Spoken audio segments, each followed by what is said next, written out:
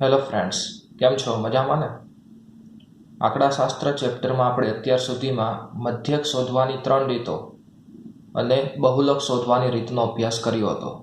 મધ્યક શોધવા માટે અલગ અલગ 3 સૂત્રો જોયા હતા અને બહુલક શોધવા માટે પણ એક સૂત્ર જોયું હતું. આજના લેક્ચરમાં આપણે મધ્યસ્થ શોધવા માટેના સૂત્રનો અભ્યાસ કરીશું. તો પહેલાં તો અવર્ગીકૃત માહિતી માટે આપણે વાત કરીએ. 2 પ્રકારની માહિતી હોય, તમને ખબર જ છે, અવર્ગીકૃત માહિતી અને વર્ગીકૃત માહિતી. અવર્ગીકૃત માહિતી એટલે જેમાં વર્ગ સ્વરૂપે માહિતી આપેલી ન હોય, ફક્ત અવલોકનો આપેલા હોય તમને. તો અવર્ગીકૃત માહિતીનો મધ્યસ્થ શોધવો હોય તો કેવી રીતે મળે? તો જે પણ તમને અવલોકનો આપેલા હોય એ બધા અવલોકનોને ચડતા ક્રમમાં ગોઠવી દેવાના.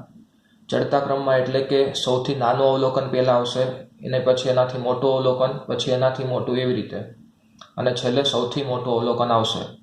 કે માહિતીના જે પણ અવલોકનો છે એ બધાને ચડતા ક્રમમાં તમારે ગોઠવી દેવાના. ચડતા ક્રમમાં ગોઠવ્યા પછી જે અવલોકન મધ્યમાં આવે તેને માહિતીનો મધ્યસ્થ કહેવાય. જે પણ અવલોકન એકદમ મધ્યમાં આવે, એકદમ વચ્ચે આવે, તો એને અવર્ગીકૃત માહિતીનો મધ્યસ્થ કહી શકાય. ખબર પડી મિત્રો કે અવર્ગીકૃત માહિતી તમને આપેલી છે, એનો મધ્યસ્થ શોધવો હોય તો કેવી રીતે મળે? તમને જે પણ અવલોકનો આપેલા હોય એ બધાને ચડતા ક્રમમાં ગોઠવી દેવાના. ચડતા ક્રમમાં ગોઠવ્યા પછી જે અવલોકન મધ્યમાં આવતું હોય એ અવલોકનને તે માહિતીનો મધ્યસ્થ કહી શકાય. હવે મિત્રો, જે અવલોકનો આપેલા હોય એની સંખ્યા અયુગ્મ પણ હોઈ શકે અને યુગ્મ પણ હોઈ શકે. તો અયુગ્મ હોય અને યુગ્મ હોય એ બંને માટે અલગ અલગ સૂત્ર છે. જો અવલોકનોની સંખ્યા અયુગ્મ હોય, અયુગ્મ સંખ્યા એટલે મિત્રો 5, 7, 9 કે 11 એવી બધી એકી સંખ્યાઓ, તો એના માટેનું સૂત્ર તો મધ્યસ્થ m બરાબર n+1/2મું અવલોકન. n એટલે કે અવલોકનોની સંખ્યા. ધારો કે 9 અવલોકન છે તો અહીંયા 9 + 1 લખી નાખો એટલે 10 થઈ જશે. 10/2 કેટલા થાય? 5. એટલે ચડતા ક્રમમાં ગોઠવ્યા પછી 5મું અવલોકન હોય એ માહિતીનો મધ્યસ્થ થશે. ખબર પડી મિત્રો? એક ઉદાહરણ જોઈએ તો તમને વધારે ખબર પડશે. જો મિત્રો, તમને કેટલાક અવલોકન આપેલા છે 18, 23, 14, 16, 13, 28 અને 15. તો સૌથી પહેલું સ્ટેપ તમારે મધ્યસ્થ શોધવો હોય અવર્ગીકૃત માહિતી માટે, તો જે પણ અવલોકનો આપ્યા છે એને ચડતા ક્રમમાં ગોઠવી દઈએ. ચડતા ક્રમમાં ગોઠવવા છે તો સૌથી નાનું અવલોકન કયું થાય મિત્રો? 13. તો સૌથી પહેલાં 13 લખી નાખીએ. એના પછી 14 આવશે તો 14 લખીએ. એના પછી 15, એના પછી 16, એના પછી 18, એના પછી 23 અને છેલ્લે આવશે 28. મિત્રો, પહેલું સ્ટેપ કે જે પણ અવલોકનો આપ્યા હતા એ બધાને આપણે ચડતા ક્રમમાં ગોઠવી દીધા. ચડતા ક્રમમાં ગોઠવ્યા પછી તમારે જોવાનું કે અવલોકનોની સંખ્યા યુગ્મ છે કે અયુગ્મ. તો અહીંયા જે અવલોકનો છે એની સંખ્યા કેટલી છે? 7. 7 એટલે કે અયુગ્મ થશે. તો અયુગ્મ માટેનું સૂત્ર લખવાનું મિત્રો. મધ્યસ્થ અયુગ્મ હોય તો એના માટેનું સૂત્ર તમને આગળ કીધું કે n+1/2મું અવલોકન. મિત્રો, અવલોકનોની સંખ્યા અયુગ્મ હોય તો અયુગ્મ માટેનું તમને સૂત્ર કીધું કે મધ્યસ્થ m બરાબર n+1/2મું અવલોકન. હવે n એટલે અવલોકનોની સંખ્યા. મિત્રો, કેટલા અવલોકનો છે? 7. તો 7 + 1/2મું અવલોકન.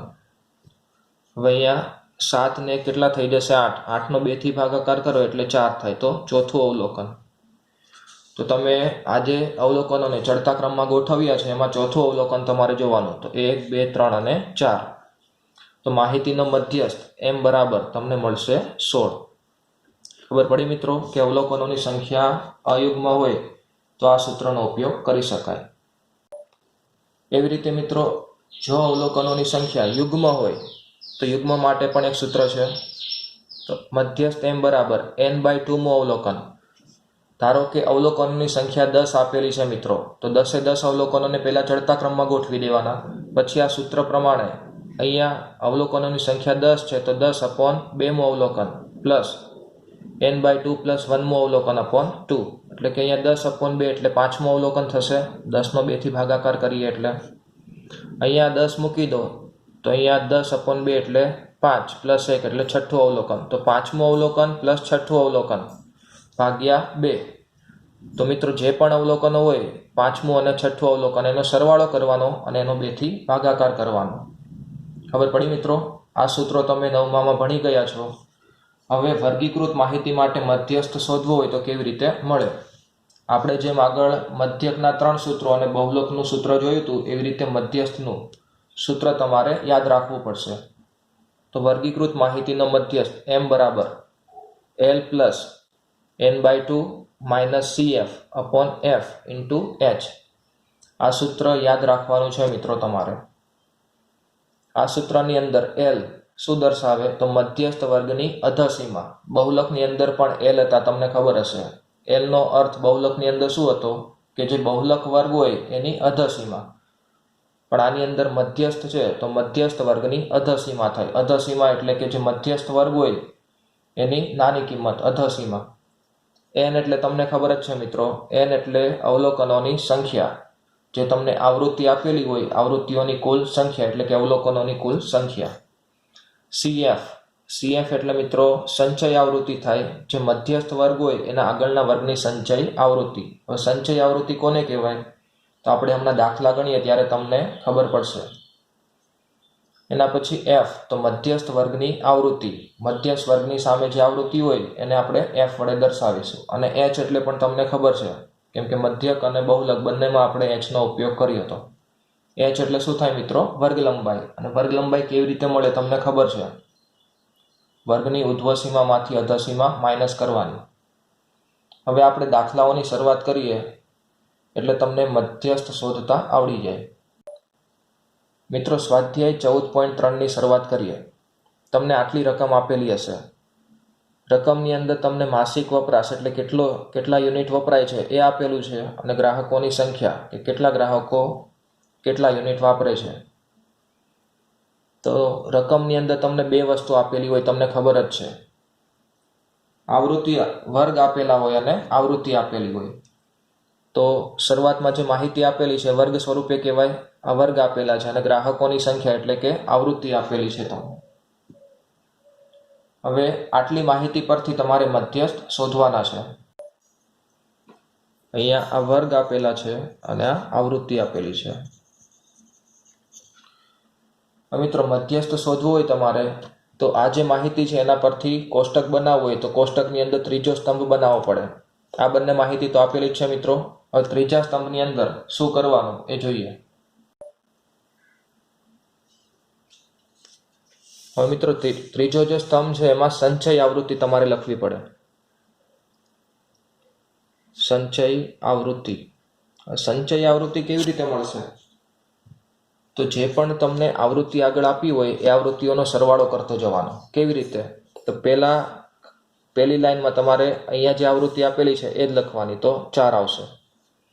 એના પછી આગળની જે આવૃત્તિ હોય આની અંદર પ્લસ કરવાની, ઉમેરવાની તમારે. તો આગળની આવૃત્તિ કેટલી છે? 5. તો 5નો 4ની અંદર સરવાળો કરો તો કેટલા થાય મિત્રો? 9. આગળ એવી રીતે સરવાળો કરતો જવાનો. તો 9 છે, 9ની અંદર 13નો સરવાળો કરો તો કેટલા મળશે? 22. 22ની અંદર 20નો સરવાળો કરો તો કેટલા મળશે? 42. 42ની અંદર 14નો સરવાળો કરો. 42 પ્લસ 14 કેટલા થાય મિત્રો? 56. 56ની અંદર 8નો સરવાળો કરો તો કેટલા થાય? 64. 64ની અંદર 4નો સરવાળો કરો તો કેટલા થાય મિત્રો? 68. ખબર પડી સંચય આવૃત્તિ કેવી રીતે મળે? સંચય આવૃત્તિને CF વડે દર્શાવાય છે મિત્રો. શેનાથી દર્શાવાય? CF. એટલે આટલી રકમ તો તમને આપેલી જ હશે, વર્ગ અને આવૃત્તિ. આ બંને વસ્તુ તમને આપેલી હશે. વર્ગ આપેલા હશે અને આવૃત્તિ આપેલી હશે રકમની અંદર જ. એના પછી ત્રીજો સ્તંભ તમારે સંચય આવૃત્તિનો બનાવવાનો મધ્યસ્થ માટે. સંચય આવૃત્તિને શેના વડે દર્શાવાય છે? CF વડે. શું કરવાનું? તો પહેલી આવૃત્તિ એમને લખવાની તમારે. એના પછીના વર્ગની જે આવૃત્તિ હોય એ તમારે પ્લસ કરતી જવાની. પહેલા 4 હતા તો એમને લખ્યા, પછી 4 + 5 એટલે 9. 9 અને 13 એટલે 22. એવી રીતે આ જે સંખ્યાઓ છે એનો સરવાળો કરતો જવાનો છે મિત્રો તમારે. 22 + 14 કેટલા થાય? 56. 56 + 8 કેટલા થાય? 64. 64 + 4 કેટલા થાય? 68. એવી રીતે સરવાળો કરવાનો છે. હવે આ જે આવૃત્તિઓ આપેલી છે મિત્રો એનો કુલ સરવાળો કરી દઈએ આપણે. આ બધાનો કુલ સરવાળો કરશો તો તમને 68 મળી જશે. એટલે અહીંયા જે કુલ આવૃત્તિ હોય એ તમને અહીંયા છેલ્લે મળી જશે સંચય આવૃત્તિની અંદર. હવે આગળ અહીં એનની કિંમત તમને આપેલી છે. એન કેટલા છે મિત્રો? 68 છે. તો સૌથી પહેલું સ્ટેપ, એન આપેલા હોય એન પરથી તમારે n/2 શોધી કાઢવાના. n/2 શોધી કાઢો. n 68 છે તો એના અડધા કરો મિત્રો. કેટલા થાય? 34 થશે. n/2 ની કિંમત કેટલી મળી? 34. હવે તમારે સંચય આવૃત્તિની અંદર 34 થી તરત મોટી આવતી સંચય આવૃત્તિ જોવાની છે. 34 થી તરત મોટી અને 34 ની નજીકની સંચય આવૃત્તિ.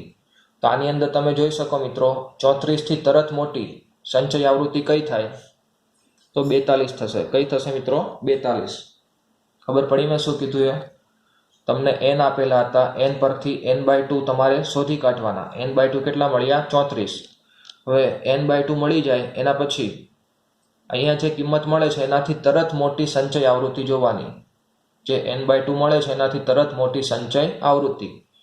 તો અહીંયા 34 છે. 34 થી મોટી સંચય આવૃત્તિ, તરત મોટી આવતી સંચય આવૃત્તિ, નજીકની સંચય આવૃત્તિ જોવાની. કેટલી છે? 42. તો 42 ની સામેનો જે વર્ગ હોય એ મધ્યસ્થ વર્ગ થશે. 42 ની સામેનો જે વર્ગ છે એ મધ્યસ્થ વર્ગ. તો અહીંયા મધ્યસ્થ વર્ગ કયો થાય મિત્રો? 125 થી 145. 125 થી 145 એ મધ્યસ્થ વર્ગ છે. આ મધ્યસ્થ વર્ગ થાય. આ મધ્યસ્થ વર્ગ આપેલા છે તો હવે બધી કિંમતો લખવાની સૂત્રમાં. તો સૌથી પહેલા તો L એટલે મધ્યસ્થ વર્ગની અધસીમા. તો અધસીમા એટલે શું થાય? 25 થાય.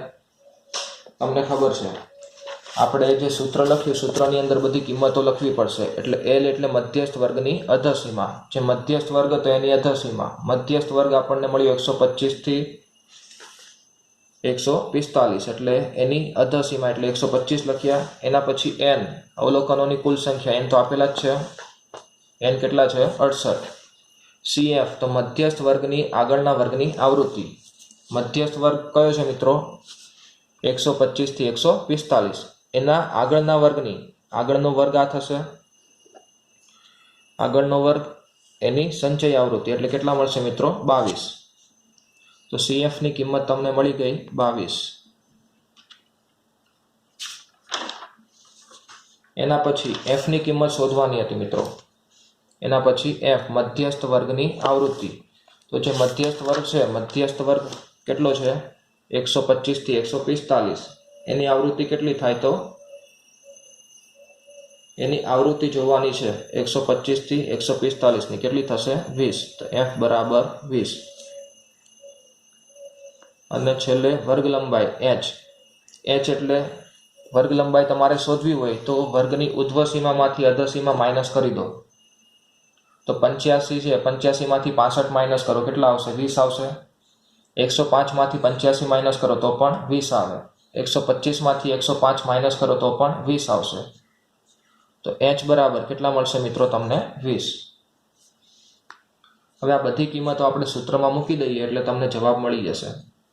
તો મધ્યસ્થનું સૂત્ર આગળ લખ્યું એ પ્રમાણે m બરાબર L plus n/2 minus CF upon F into H. આ સૂત્ર તમને ખબર છે. L ની કિંમત મૂકી દઈએ. L કેટલા થાય મિત્રો? 125 પ્લસ n/2. n/2 કેટલા છે? 34. અહીંયા 34 લખીએ. Minus CF. CF કેટલા છે? તો 22 છે. આપણી પાસે CF ની કિંમત મળી ગઈ છે 22. F ની કિંમત, F કેટલા છે મિત્રો? 20. બધી કિંમતો આપણે સાઈડમાં લખી છે એટલે તમારે ખાલી સૂત્રમાં કિંમત જ મૂકવાની. હવે H ની કિંમત, H એટલે વર્ગ લંબાઈ, કેટલા છે? 20. બસ હવે તમારે ગુણાકાર ભાગાકાર કરો એટલે તમને મધ્યસ્થ મળી જશે.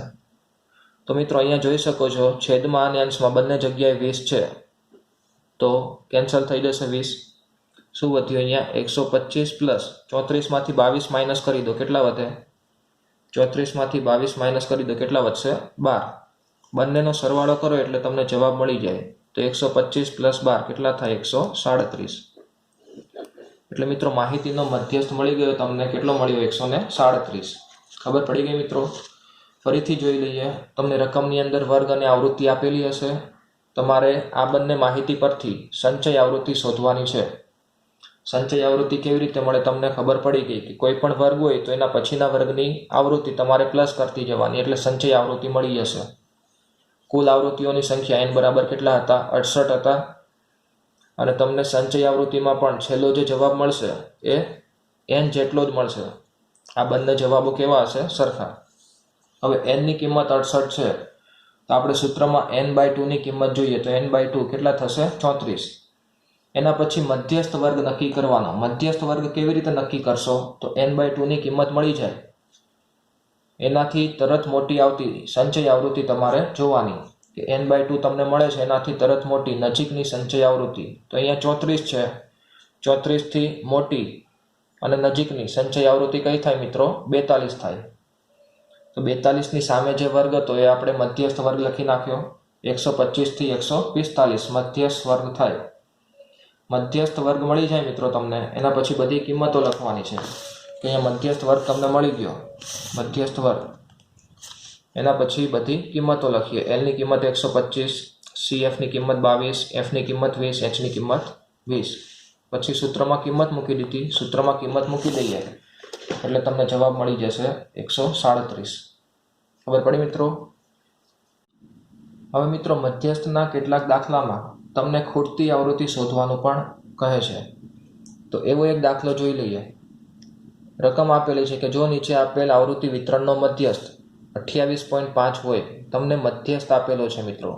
આપણે મધ્યકમાં આવો દાખલો જોયો તો ખબર છે ને, ખૂટતી આવૃત્તિ વાળો. એમાં તમને મધ્યક આપેલો હતો. મધ્યક પરથી ખૂટતી આવૃત્તિ શોધવાની હતી. પણ આમાં મધ્યસ્થ આપેલો છે અને મધ્યસ્થ પરથી તમારે ખૂટતી જે આવૃત્તિ છે x અને y એની કિંમત તમારે શોધવાની.